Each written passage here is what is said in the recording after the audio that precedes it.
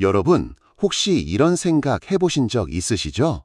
나는 밖에서 안 사 먹고 집에서 직접 해 먹으니까 건강할 거야. 이렇게 믿고 계신 분들 정말 많으십니다. 그런데요, 오늘 이 이야기를 끝까지 들으시면 아마 깜짝 놀라실 겁니다. 우리가 매일 집에서 정성스럽게 차린 밥상 위에 암세포가 좋아하는 음식이 버젓이 올라가 있었다는 사실. 알고 계셨습니까? 저도 처음 이 사실을 접했을 때 정말 충격을 받았습니다. 집밥이면 다 안전한 줄 알았거든요. 라면이나 햄버거처럼 몸에 나쁜 음식은 밖에서 사 먹는 것만 해당된다고 생각하셨죠? 그런데 아닙니다. 문제는 밖에서 사 먹느냐, 집에서 해 먹느냐가 아니라 무엇을 어떻게 조리해서 먹느냐에 달려 있었던 겁니다. 오늘 제가 확실히 짚어드릴게요. 어르신들이 건강하려고, 가족들 건강 챙기려고 정성껏 차린 밥상인데 그 안에 숨어있는 위험한 것들 하나하나 꼼꼼하게 알려드리겠습니다. 그리고 걱정만 드리는 게 아니라 어떻게 바꾸면 되는지 해결책까지 확실하게 말씀드릴 테니까요. 절대 중간에 끄지 마시고 끝까지 들어주십시오. 여러분의 건강이 달린 문제입니다. 자, 그러면 첫 번째 이야기부터 시작하겠습니다. 여러분, 아침마다 밥상에 빠지지 않는 게 뭐가 있으십니까? 네, 바로 반찬이죠. 그 중에서도 거의 매일 올라오는 것, 바로 젓갈류하고 장아찌, 그리고 짠 김치입니다. 우리 어르신들 세대에서는 밥상에 김치 없으면 밥을 못 드시는 분들이 참 많으시죠. 저도 잘 압니다. 김치는 우리 민족의 자랑이고 발효식품이니까 몸에 좋다고 들어왔으니까요. 그런데요, 여기서 중요한 게 있습니다. 김치 자체가 나쁜 게 아닙니다. 문제는 얼마나 짜게 담갔느냐, 그리고 얼마나 많이 드시느냐에 있습니다. 세계보건기구, 흔히 말하는 WHO에서 이런 발표를 한 적이 있습니다. 소금에 절인 음식을 자주 먹는 사람은 위암 발생 위험이 일반 사람보다 최대 2배까지 높아진다고요. 2배입니다, 여러분. 이게 작은 숫자가 아닙니다. 왜 그런지 쉽게 설명드리겠습니다. 우리 위장 안쪽에는 아주 얇은 보호막이 있습니다. 마치 방 안에 벽지를 바른 것처럼 윗벽을 감싸고 보호해주는 점막이라는 게 있거든요. 그런데 소금기가 강한 음식을 계속 먹으면 어떻게 될까요? 이 보호막이 조금씩 벗겨집니다. 벽지가 오래되면 구석부터 들뜨고 벗겨지잖아요. 똑같습니다. 위장의 보호막이 손상되면 그 틈으로 나쁜 물질이 파고들고 세포가 변형되기 시작하는 겁니다. 이게 바로 암의 시작점이 될 수 있다는 거죠. 특히 젓갈은 더 주의하셔야 합니다. 새우젓, 멸치젓, 창란젓 이런 것들 밥 위에 얹어서 쓱쓱 비벼 드시는 분들 많으시죠? 맛은 참 좋습니다. 그 짭짤한 감칠맛에 밥 한 공기가 뚝딱이니까요. 그런데 젓갈에는 소금이 어마어마하게 들어갑니다. 젓갈 한 숟가락에 들어있는 나트륨량이 하루 권장량의 절반을 훌쩍 넘기는 경우가 허다합니다. 장아찌도 마찬가지입니다. 고추장아찌, 깻잎장아찌, 마늘장아찌. 어르신들 이런 거 참 좋아하시죠? 밥 반찬으로 딱인데요. 이것도 간장이나 소금물에 오랫동안 절인 것이기 때문에 나트륨 덩어리나 다름없습니다. 그러면 어떻게 하면 되느냐? 김치를 아예 안 드시라는 게 아닙니다. 김치는 유산균이 풍부한 훌륭한 발효식품이 맞습니다. 다만 담글 때 소금 양을 줄여주시고 드실 때 한두 쪽 정도만 적당히 드시면 됩니다. 그리고 젓갈이나 장아찌는 매일 드시기보다는 일주일에 한두 번 정도로 줄여주시는 게 좋겠습니다. 이것만 바꾸셔도 위장에 가는 부담이 확 줄어듭니다. 자, 이 이야기를 들으시면서 아마 이런 생각이 드실 겁니다. 아니, 그러면 짠 것만 조심하면 되는 거 아니야? 그런데요, 문제가 하나 더 있습니다. 짠 것만이 아닙니다. 두 번째로 말씀드릴 것은 바로 탄 음식입니다. 여러분, 생선 구우실 때 어떻게 하십니까? 프라이팬이든 석쇠든 바짝 구워서 껍질이 까맣게 탄 부분. 그거 맛있다고 드시는 분들 계시죠? 고등어 구이, 삼치구이, 불고기 할 때도 가장자리가 검게 눌어붙은 부분. 혹시 그거 그냥 드시고 계십니까? 솔직히 말씀드리면 그 까맣게 탄 부분이 바로 발암물질 덩어리입니다.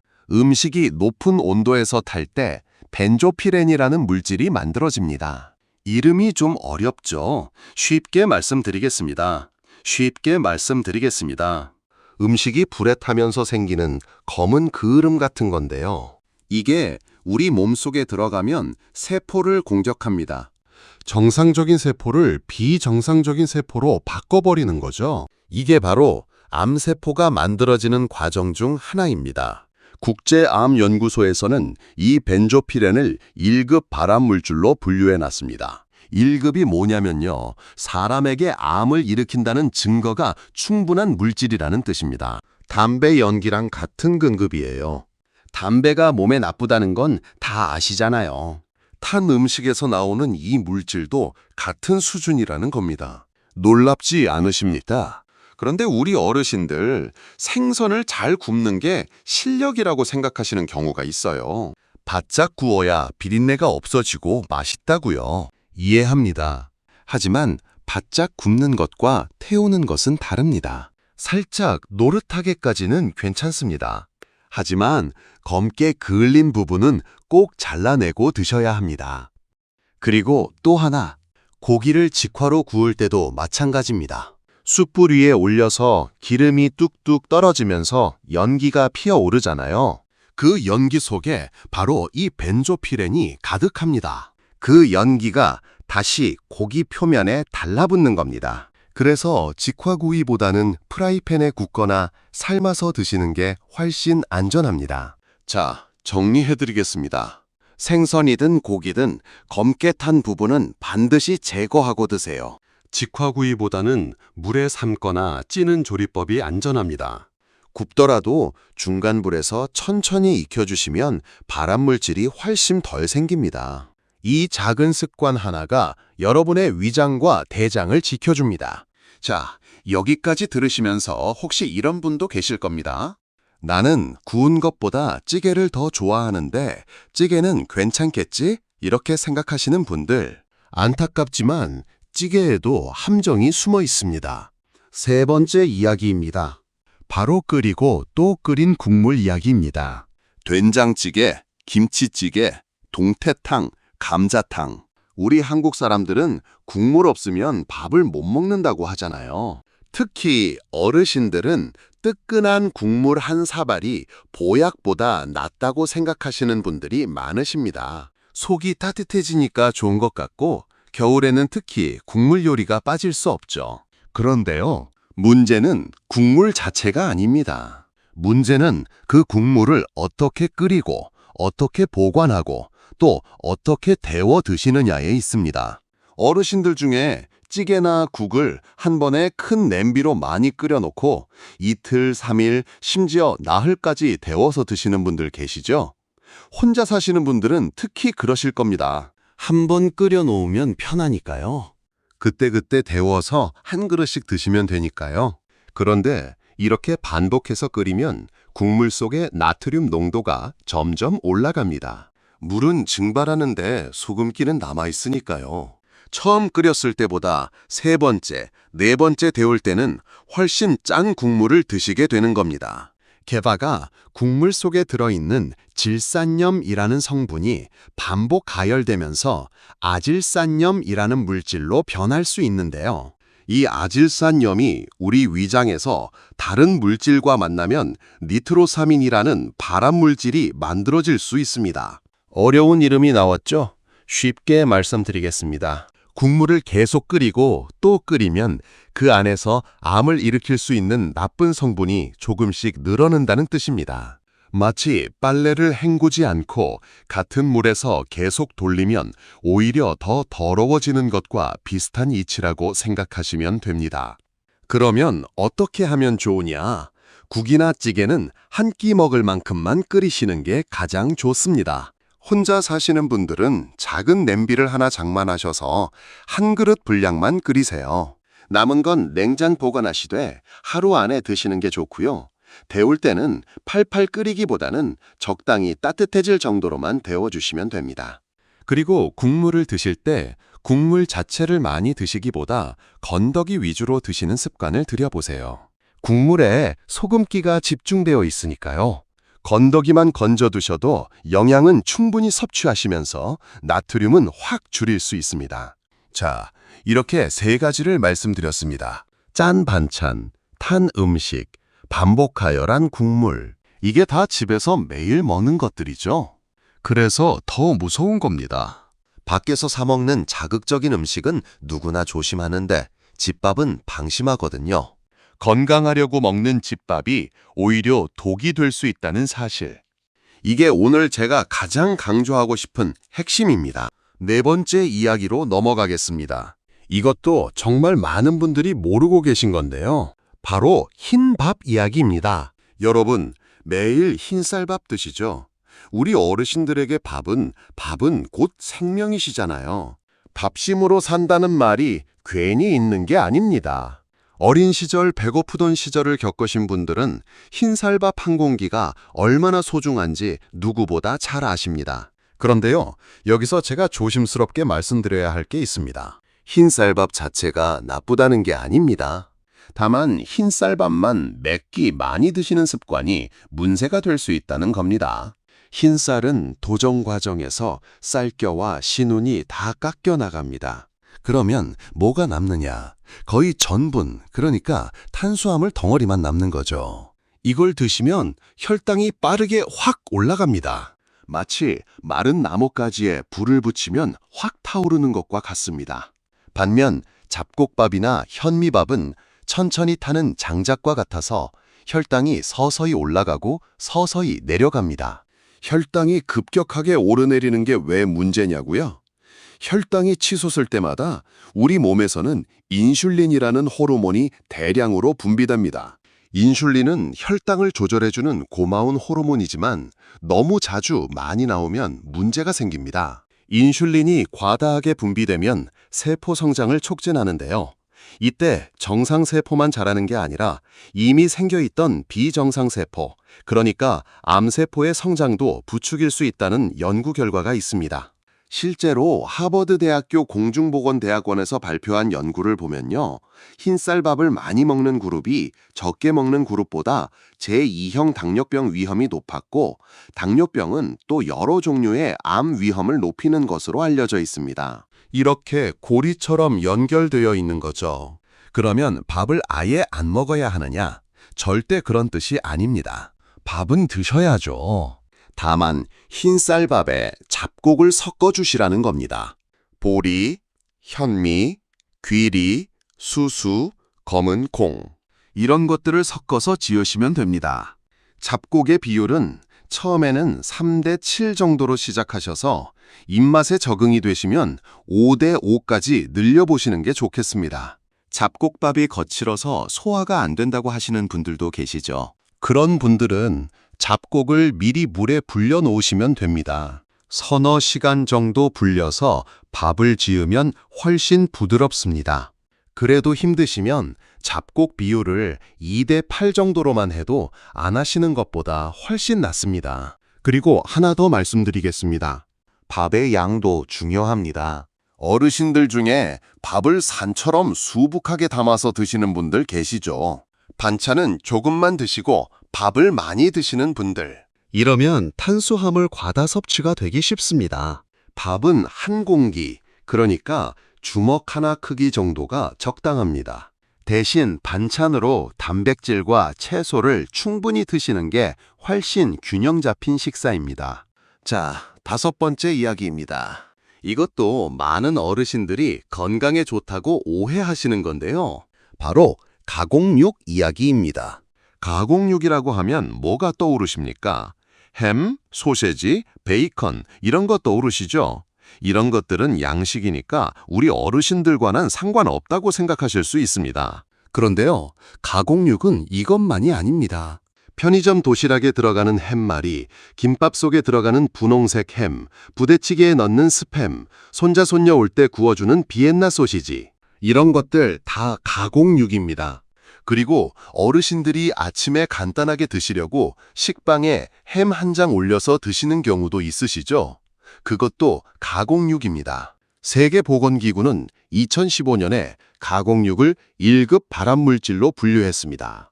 아까 말씀드린 벤조피렌과 같은 등급이에요. 매일 가공육을 50g씩, 그러니까 햄 2-3장 정도씩 드시면 대장암 위험이 18% 높아진다는 연구 결과가 발표된 겁니다. 왜 가공육이 위험하냐면요. 가공육을 만들 때 아질산 나트륨이라는 첨가물을 넣습니다. 이게 고기의 색을 예쁜 분홍색으로 유지해주고 세균이 번식하는 것도 막아주거든요. 그래서 가공육이 며칠이 지나도 색이 변하지 않는 겁니다. 자연 상태의 고기는 하루만 지나도 색이 변하잖아요. 그런데 이 아질산 나트륨이 우리 몸 안에서 다른 물질과 결합하면 니트로사민이라는 발암 물질이 됩니다. 아까 국물 이야기할 때도 나왔던 그 이름이죠. 그러니까 정리하면 이렇습니다. 가공육은 가끔 드시는 건 크게 문제가 되진 않지만 매일 드시는 건 위험합니다. 아침마다 햄을 구워 드시거나 반찬으로 스팸을 자주 해 드시는 분들은 횟수를 확 줄여주셔야 합니다. 대신 그 자리를 뭘로 채우면 좋으냐? 두부, 달걀, 생선, 닭가슴살 같은 자연 그대로의 단백질 식품으로 바꿔주시는 게 좋습니다. 두부 한 모 사다가 반으로 잘라서 부침해 드시면 그게 햄보다 100배 낫습니다. 자, 여기까지 5가지 이야기를 해드렸는데요. 잠깐, 아직 끝이 아닙니다. 6번째가 남아 있습니다. 이건 정말 많은 분들이 건강식이라고 철석같이 믿고 계신 건데요. 바로 과일 이야기입니다. 여러분, 과일이 몸에 좋다는 건 누구나 다 아시잖아요. 비타민도 풍부하고 식이섬유도 있고. 그래서 식후에 과일 한 접시 꼭 챙겨 드시는 분들 많으시죠? 여기까지는 맞습니다. 과일은 좋은 식품이에요. 그런데 문제는 양입니다. 과일에는 과당이라는 당분이 들어 있거든요. 과당은 이름에 과일 과자가 붙어 있어서 건강한 당분인 것 같지만 우리 몸에서 처리하는 방식을 보면 그렇지 않습니다. 과당은 대부분 간에서 처리가 됩니다. 적당한 양은 간이 무리 없이 처리하지만 과일을 한 번에 많이 드시면 간에 부담이 갑니다. 그리고 처리하지 못한 과당은 지방으로 바뀌어서 간에 쌓이게 됩니다. 이게 바로 요즘 많이들 말씀하시는 지방간의 원인 중 하나입니다. 게다가 과일을 많이 드시면 혈당도 올라갑니다. 아까 흰쌀밥 이야기할 때 말씀드렸죠. 혈당이 자주 올라가면 인슐린이 과다 분비되고 이게 암세포 성장과도 연관이 있다고요. 같은 원리입니다. 특히 어르신들 중에 과일을 갈아서 주스로 드시는 분들 계시죠? 과일 주스는 더 주의하셔야 합니다. 과일을 통째로 드실 때는 섬유질이 있어서 당분의 흡수를 늦춰주거든요. 그런데 갈아버리면 섬유질이 파괴되고 당분만 확 빨려 들어가는 겁니다. 마치 보호장치를 떼어버린 것과 같다고 보시면 됩니다. 그러면 과일을 어떻게 드시면 좋으냐? 하루에 주먹 1개에서 2개 크기 정도가 적당합니다. 사과 반 개, 귤 1개, 이 정도면 충분합니다. 그리고 가능하면 갈지 마시고 통째로 씹어서 드세요. 씹어 드셔야 섬유질이 살아있어서 혈당이 천천히 올라갑니다. 그리고 한 가지 더. 식후 바로 드시기보다 식사와 식사 사이, 간식 시간에 드시는 게 더 좋습니다. 밥 먹고 바로 과일을 드시면 이미 올라간 혈당 위에 또 당분을 얻는 꼴이 되니까요. 자, 이제 7번째 이야기입니다. 이건 특히 혼자 사시는 어르신들, 그리고 입맛이 없으셔서 간단하게 때우시는 분들께 꼭 드리고 싶은 이야기인데요. 바로 인스턴트 조미료에 길들여진 입맛 이야기입니다. 여러분, 요리하실 때 조미료 넣으시죠? 다시다, 미원 혹은 각종 만능 양념장. 이런 것들 없으면 국물이 심심해서 못 먹겠다 하시는 분들 많으십니다. 이해합니다. 이것들을 넣으면 확실히 감칠맛이 확 살아나니까요. 그런데 인스턴트 조미료에 의존하게 되면 어떤 일이 벌어지냐면요. 첫째, 나트륨 섭취가 늘어납니다. 대부분의 조미료에는 소금이 꽤 많이 들어가 있거든요. 둘째, 자극적인 맛에 길들여져서 자연 식재료 본연의 맛을 못 느끼시게 됩니다. 그래서 점점 더 짜게, 더 자극적으로 드시게 되는 악순환이 반복됩니다. 이 조미료들 자체가 바로 암을 일으킨다고 단정짓기는 어렵습니다. 하지만 조미료 의존이 짠 음식, 자극적인 음식으로 이어지고 그것이 위장 손상과 만성 염증으로 이어지는 건 분명한 사실입니다. 그리고 만성 염증은 암의 씨앗이 되거든요. 우리 몸에 염증이 생기면 면역세포들이 달려가서 싸웁니다. 한두 번은 괜찮은데 만성적으로 염증이 반복되면 면역세포들이 지칩니다. 지친 면역세포는 암세포를 제대로 감시하지 못하게 됩니다. 마치 경비원이 너무 오래 야근을 해서 졸고 있으면 도둑이 들어와도 모르는 것과 같은 이치입니다. 그래서 조미료 대신 자연 재료로 맛을 내는 연습을 해보시면 좋겠습니다. 다시마, 멸치, 표고버섯, 양파. 이 네 가지만 있으면 어떤 국물이든 깊은 맛을 낼 수 있습니다. 다시마 한 조각, 멸치 한 줌, 표고버섯 두어 개를 물에 넣고 끓이면 그게 천연 육수입니다. 이 육수에 된장만 풀어도 조미료 넣은 것보다 깊고 구수한 맛이 납니다. 처음에는 좀 심심하게 느껴지실 수 있어요. 하지만 이 주일만 참으시면 입맛이 바뀝니다. 자연의 맛이 느껴지기 시작하면 전에 먹던 조미료 넣은 음식이 오히려 이상하게 느껴지실 겁니다. 우리 혀가 그만큼 섬세한 기관이거든요. 자극에서 벗어나면 본래의 감각을 되찾을 수 있습니다. 자, 여기까지 7가지를 말씀드렸는데요. 이쯤 되면 이런 생각이 드실 수 있습니다. 아이고, 그러면 도대체 뭘 먹으란 말이야? 이것도 안 되고 저것도 안 되면 먹을 게 없잖아. 이런 생각 드시죠? 그 마음 충분히 이해합니다. 그래서 지금부터는 걱정을 덜어드리는 이야기를 해보겠습니다. 어떻게 바꾸면 되는지, 실제로 밥상을 어떻게 차리면 되는지 구체적으로 알려드리겠습니다. 첫 번째, 밥은 잡곡밥으로 바꾸시되 양은 주먹 하나 정도로 줄이세요. 그리고 나머지를 채소와 단백질로 채우시면 됩니다. 두 번째, 반찬은 짠 것 위주에서 신선한 나물 위주로 바꿔주세요.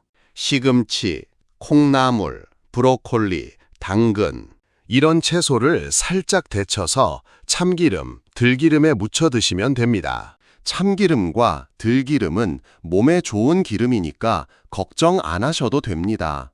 다만 소금은 아주 조금만 넣어주세요. 세 번째, 단백질은 매끼 반드시 챙기세요. 아침에는 달걀 1개, 점심에는 두부 반모, 저녁에는 생선 1토막. 이 정도면 충분합니다. 어르신들이 단백질을 잘 안 챙겨 드시는 경우가 많은데요. 단백질은 우리 몸의 근육을 지켜주는 기둥과 같습니다. 이 기둥이 약해지면 몸 전체가 무너집니다. 면역력도 단백질이 있어야 유지가 되거든요.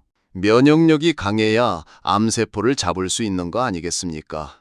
네 번째, 국물은 적게, 건더기는 많이. 이걸 꼭 기억해 주세요.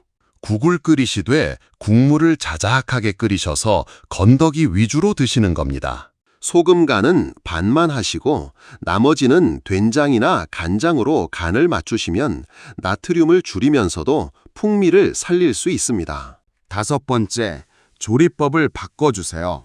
굽는 것보다 삶고 찌는 것이 낫습니다. 생선을 구우실 때는 호일을 깔고 구우시면 직접 불에 닿지 않아서 발암 물질이 덜 생깁니다. 고기는 물에 삶거나 수육으로 드시면 기름기도 빠지고 발암 물질 걱정도 없습니다. 여섯 번째, 마늘과 양파를 많이 드세요. 이 두 가지는 정말 훌륭한 항암식품입니다. 마늘에 들어있는 알리신이라는 성분은 암세포의 성장을 억제하는 효과가 있다는 연구가 여러 차례 발표되었습니다. 양파에 들어있는 쿼세틴이라는 성분도 항산화 작용이 뛰어나서 세포 손상을 막아줍니다. 쉽게 말하면 마늘과 양파는 우리 몸의 경비원을 도와주는 보조 경비원 같은 역할을 한다고 보시면 됩니다. 7번째, 녹색 채소와 토마토를 챙겨 드세요. 브로콜리, 양배추, 케일 같은 십자화과 채소들은 설포라판이라는 물질이 들어있는데요. 이 물질이 암세포를 억제하는데 도움을 준다는 연구 결과가 많습니다. 토마토에 들어있는 리코펜도 마찬가지입니다. 토마토는 생으로 드시는 것보다 기름에 살짝 볶아서 드시면 리코펜 흡수율이 훨씬 높아집니다. 달걀 프라이 하실 때 토마토를 같이 볶아 드시면 맛도 좋고 영양도 좋은 한 접시가 됩니다. 여러분, 여기서 한 가지 더 중요한 걸 말씀드려야 합니다. 지금까지 음식 이야기를 많이 했는데요. 사실 음식만큼 중요한 게 있습니다. 바로 식사 습관입니다. 어르신들 중에 밥을 빨리 드시는 분들 계시죠? 5분도 안 돼서 한 끼를 뚝딱 해치우시는 분들. 이게 위장에 큰 부담을 줍니다. 음식을 충분히 씹지 않고 넘기면 위장이 혼자서 다 소화해야 하니까요. 위장이 과로하면 위산이 과다 분비되고 위벽의 손상이 반복되면서 만성 위염이 됩니다. 만성 위염이 오래되면 위축성 위염이 되고 이게 더 진행되면 위암으로 갈 수 있습니다. 그래서 천천히 드시는 게 정말 중요합니다. 한 입 넣으시면 최소 20번은 씹어주세요.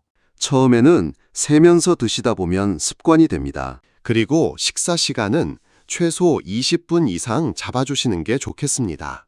또 한 가지, 뜨거운 음식을 후후 불지도 않고 바로 드시는 분들도 계시죠? 뜨거운 국물, 뜨거운 차, 이것도 식도에 반복적인 열 손상을 줍니다. 식도 점막이 화상을 입는 것과 같거든요. 이런 열 손상이 반복되면 식도암 위험이 높아집니다. 세계보건기구에서도 섭씨 65도 이상의 뜨거운 음료를 자주 마시면 식도암 위험이 증가한다고 경고한 바 있습니다. 그러니까 뜨거운 음식은 조금만 식혀서 드세요. 입에 넣었을 때 뜨겁다고 느껴지면 아직 너무 뜨거운 겁니다. 따뜻하다고 느껴지는 정도가 딱 좋습니다. 자, 이제 마지막으로 정리해 드리겠습니다. 오늘 제가 말씀드린 핵심을 다시 한번 짚어보겠습니다. 집밥이라고 해서 다 안전한 것은 아닙니다. 짠 반찬을 줄이시고 탄 부분은 반드시 제거하시고 국물은 반복 가열하지 마시고 흰 쌀밥 대신 잡곡밥을 드시고 가공육은 자연 단백질로 대체하시고 과일은 적당량만 통째로 드시고 인스턴트 조미료 대신 천연 육수를 활용해 주세요. 그리고 음식 못지않게 천천히 씹어 드시고 뜨거운 것은 살짝 식혀서 드시는 습관을 들여주세요. 여러분, 이 모든 걸 당장 내일부터 다 바꾸시라는 게 아닙니다. 한꺼번에 다 바꾸시면 스트레스 받으시고 그 스트레스가 오히려 몸에 더 해롭습니다. 하나씩 천천히 바꿔나가시면 됩니다. 이번 주에는 짠 반찬 하나만 줄여보시고 다음 주에는 잡곡밥을 시도해보시고 이렇게 조금씩 바꿔나가시면 한 달 뒤, 2달 뒤에 여러분의 밥상이 달라져 있을 겁니다. 사실 암이라는 병은 하루아침에 생기는 게 아닙니다. 10년, 20년에 걸쳐서 조금씩 쌓인 나쁜 습관이 만들어내는 겁니다. 반대로 말하면 좋은 습관도 조금씩 쌓이면 암을 예방하는 강력한 방패가 될 수 있다는 뜻이기도 합니다. 여러분의 손으로 직접 차린 밥상이 진짜 건강한 밥상이 되려면 오늘 제가 말씀드린 것들을 꼭 기억해 주세요. 사랑하는 가족을 위해, 그리고 무엇보다 여러분 자신을 위해 늦지 않았습니다. 오늘부터, 지금부터 바꾸시면 됩니다. 우리 몸은 좋은 음식을 주면 반드시 좋은 신호로 보답합니다.